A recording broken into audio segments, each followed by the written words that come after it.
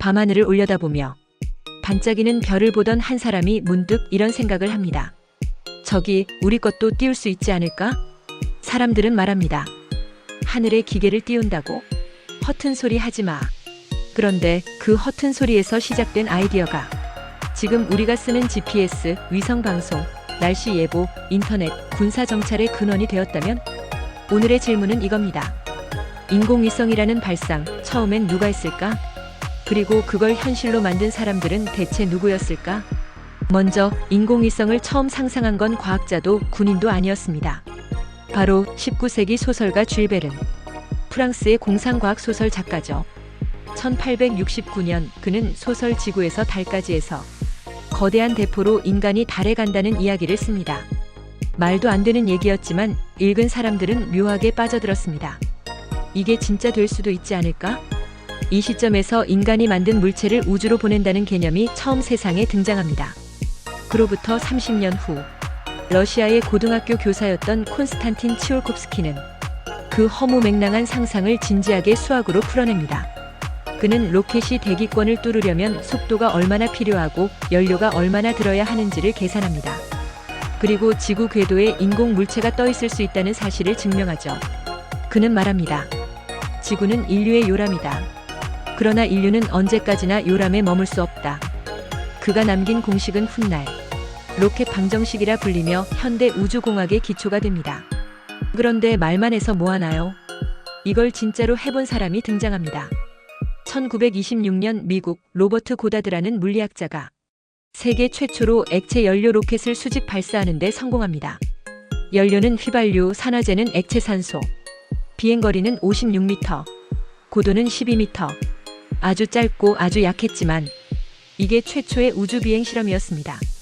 놀라운 건 미국 언론이 이걸 조롱했다는 사실입니다. 달에 로켓을 쏘겠다니 정신 나간 과학자군. 당시 뉴욕타임스는 이렇게 썼죠.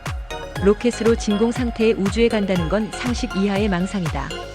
그런데 그로부터 43년 후 아폴로 11호가 달에 착륙하자 뉴욕타임스는 조용히 사과문을 냅니다. 그리고 이 모든 아이디어를 완성시킨 사람이 등장합니다. 바로 2001 스페이스 오디세이의 작가 아서 C 클라크.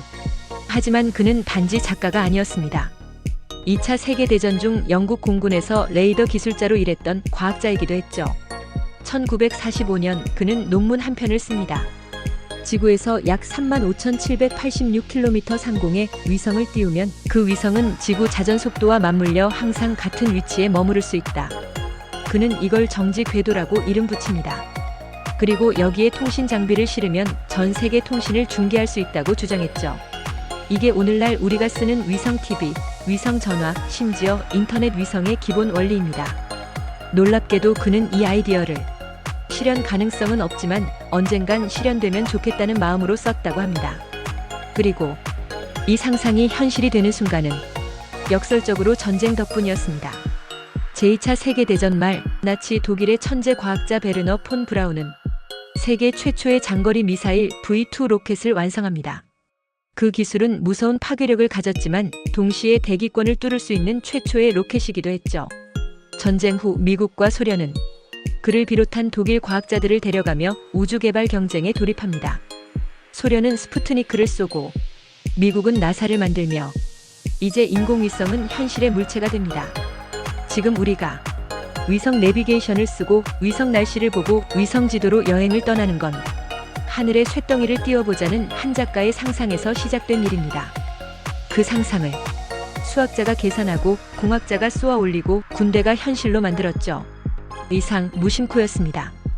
구독, 좋아요, 알림 설정은 저를 춤추게 합니다.